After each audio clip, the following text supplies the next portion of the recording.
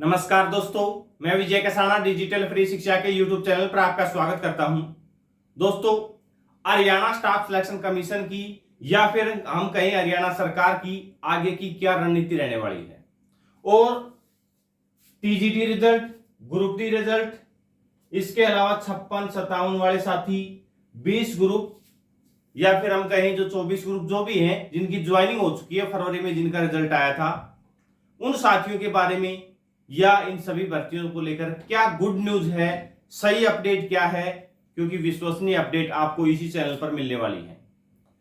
साथियों, जब से कोर्ट केस का डिसीजन आया था उसके बाद से ही जो जानकारियां चारों तरफ फैली हुई थी, अब वो जानकारियों में सच्चाई है, इसमें कोई दो राय नहीं है, लेकिन कहां चूक हुई है, क्या आपके लिए जो निराशा का माहौल बना हुआ था या जो आपके लिए दुख खबर थी, बैड न्यूज थी, उसे आगे तक पहुंचाना, उसके ऊपर उस न्यूज को इतना हाईलाइट करना जिससे कि उस न्यूज का समाधान निकल जाए, यही हमारा कार्य है। आपको कल दिन में ही वीडियो बनाकर जब हम बता रहे थे कि सीएम साहब कह रहे हैं कि सुप्रीम कोर्ट जाएंगे, उसके बाद हमने बता दिया था कि अगर सुप्रीम कोर्ट जाते हैं तो हरियाणा की भर्तियां कैसे पूरी हो सकती हैं, इसको लेकर हम बड़ा अपडेट भी लेकर आएंगे और 20 ग्रुप और कई भर्तियों को लेकर नए अपडेट लेकर आएंगे। तो वो नए अपडेट तो आपने कल देख लिए होंगे। चेयरमैन साहब, जो पूर्व चेयरमैन है भोपाल सिंह जी खत्री, इनका इंटरव्यू हुआ हमारे चैनल पर। सबसे पहले आपको हमारे चैनल पर ये इंटरव्यू देखने को मिला। क्यों? क्योंकि सभी जो आपके डाउट हैं वो क्लियर करना हमारा कार्य है। विश्वास के साथ आपको न्यूज दिखाते हैं साथियों, इसमें कोई दो राय नहीं है। ना पहले कभी हमारे चैनल पर फेक खबर चली और ना आगे चलेगी, क्योंकि आपका विश्वास है वो कभी हमारा चैनल टूटने नहीं देगा। और चैनल जैसे इधर से न्यूज आई इधर से न्यूज आई ऐसे तो हम बनाते नहीं है, वीडियो कम बना लेंगे, लेकिन आपके लिए सटीक और विश्वसनीय खबर जरूर प्रोवाइड करवाएंगे। हो सकता है वीडियो ज्यादा लंबी हो तो आपको थोड़ा निराश हो कि ऐसी बातें क्यों की जा रही है, लेकिन ऐसी बातें करने बेहद जरूरी है। चारों तरफ माहौल नेगेटिविटी का बना हुआ है, हम पॉजिटिव माहौल बनाते बनाते थकते नजर आ रहे हैं, लेकिन कुछ तो नेगेटिव माहौल भर्तियों की वजह से बना हुआ है और कुछ नेगेटिव माहौल बनाया जाता है। बात करते हैं असली मुद्दे की। साथियों, 56-57 वाले जो साथी हैं, सबसे पहले इन्हीं की बात कर लेते हैं। इनके साथ बहुत गलत हुआ है, इसमें कोई दो राय नहीं है। 56-57 वाले साथियों के साथ बहुत गलत हुआ है। और एक बात और, 56-57 वाले जो साथी अब तक ये जितना प्रयास किए हैं, इतना शायद ही कोई किसी भर्ती के लिए प्रयास किए होंगे, लेकिन आखिरकार असफलता हाथ लगी क्योंकि इन भर्तियों का रिजल्ट आया नहीं। अब इन युवाओं की कोई गलती नहीं है, युवाओं की कोई भी गलती नहीं है। इनको क्या करना था, जब इनको एग्जाम के लिए कहा गया इन्होंने एग्जाम दिया। अब एग्जाम में जो क्वेश्चन रिपीट हुए, लेकिन वो मसला तो उठा ही नहीं था। अगर सोशियो इकोनॉमिक क्राइटेरिया के नंबर हटने थे तो इन युवाओं का एग्जाम क्यों लिया गया? और आपको भी पता है, एक जैसी तैयारी, आज अगर आपकी तैयारी बेहतर है तो कल बेहतर रहेगी, ऐसा आप मत सोचिएगा।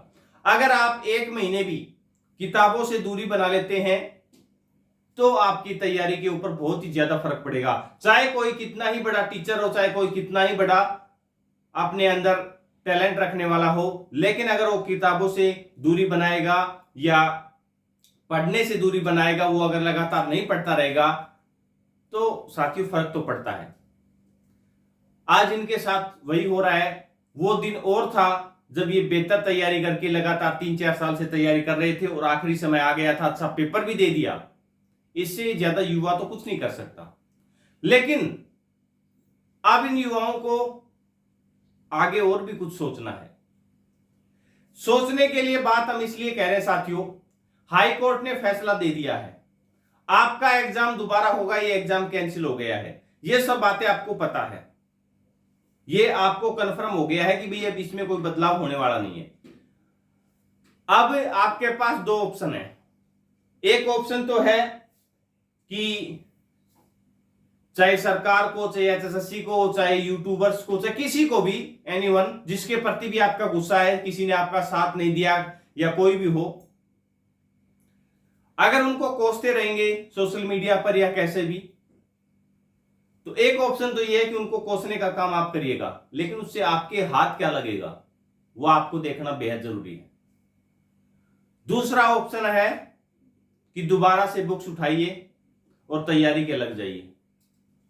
असफलता हाथ लगी है, लेकिन असफलता एक बार असफल होने के बाद जरूरी यह नहीं है। हम मानते हैं आपने बेहतर प्रयास किया। इसका उदाहरण अगर आप लेते हैं तो आर्मी की रेस आपने कई बार देखी होगी। आर्मी की रेस में दौड़ते हुए अगर कोई व्यक्ति आखिरी समय में जब रस्सा उठाया जाता है, उस रस्से में एक पग तो आगे रहता है, एक पैर तो उसका और एक पैर पीछे, यानी कि उस स्थिति में अगर कोई कैंडिडेट बाहर होता है तो उसे कितना दुख होता है। लेकिन क्या वो अगले साल की आर्मी की भर्ती की तैयारी नहीं करेगा? उसके पास ऑप्शन तो रहेगा। आपके पास ऑप्शन अभी खुला हुआ है। 56-57 भर्ती में आप, ये भर्ती कैंसिल हुई है, दोबारा आपको मौका दिया जा रहा है। ऐसा नहीं है कि भर्ती कंप्लीट हो गई और आप रह गई। एक व्यक्ति के साथ नहीं हुआ है, सभी के साथ हुआ है। जो आपके साथ कंपटीशन में थे सभी के साथ हुआ है। इतना जरूर है कि आपका उस समय एग्जाम अच्छा हो गया था, औरों का एग्जाम अच्छा नहीं हुआ है। इसलिए मेरी 56-57 वाले साथियों से यही राय है, या जो 1-2 ग्रुप हैं जिनका भी ये एग्जाम कैंसिल हुआ है, वो अपनी तैयारी दोबारा से स्टार्ट कर दें। लोग नेगेटिव माहौल बनाने में, क्योंकि सबको अपना अपना काम चलाना है और राजनीतिक लोग हैं, इनको दुख नहीं होता है।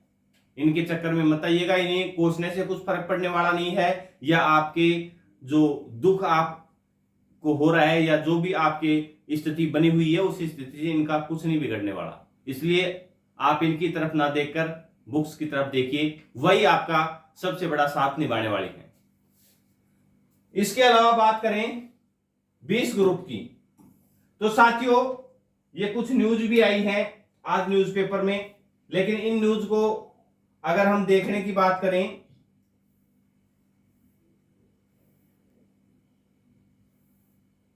ये न्यूज साथियों लगभग कल जिस भी साथी ने हमारे चैनल पर इंटरव्यू देख लिया उसकी सब बातें क्लियर हो गई होंगी। लगभग वही बातें दी गई हैं।